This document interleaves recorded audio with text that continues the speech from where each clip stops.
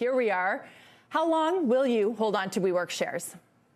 I see this as a long-term play, Deidre. If you look at companies that could one day be worth $100 billion, we see WeWork as that kind of company. You need a gigantic TAM, you need a fantastic team, and you need a moat. And WeWork has all of those. It's really a platform play, and I see this as a long-term hold.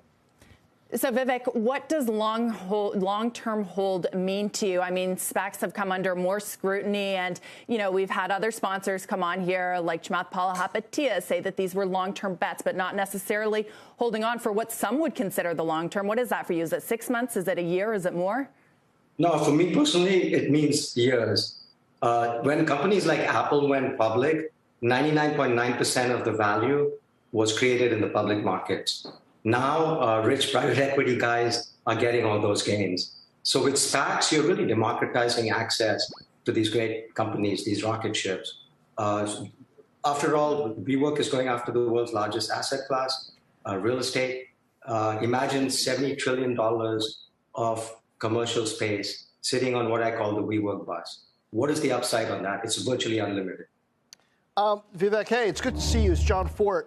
This is a very, very different company from the old WeWork. I mean, 2/3 of employee headcount has been cut. Enterprise customers are now 50% of memberships. 12-plus month commitments are now 50% of the base. But my question is, where does WeWork differentiate in software from here? Because, you know, lots of commercial real estate companies are going to have apps, but when it comes to the ways that customers need flexible work environments, mapping, reservations, all the kinds of things that we're seeing with hybrid and remote work, where does WeWork play?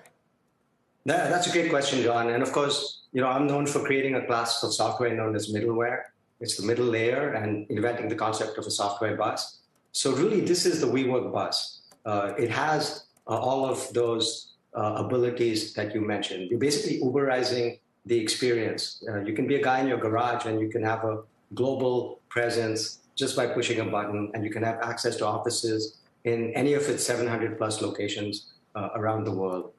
So the brand, the technology platform, the locations that they have, so they'll actually be able to bring in other people on their platform as well.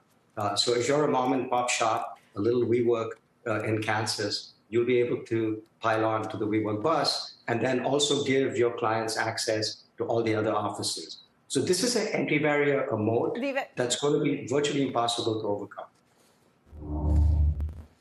Vivek, you can't talk about the WeWork experience without addressing the question of vaccine mandates. We've seen so many companies and organizations, most recently the NBA, discuss the challenge of whether or not to have a vaccine mandate. How do you think WeWork should address this issue? Yeah, so some of it is, you know, is region by region, but WeWork actually has retooled its offices so that they are actually built for the COVID era.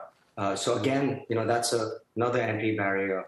And you make a really good point, Deidre, because in some ways, if you think of Zoom as being the killer app of the COVID era, what's the killer app of the post-COVID era? It's WeWork. It's really the future of work. And when you think of it in those terms, you can understand why I want to hold on to this stock for a long time.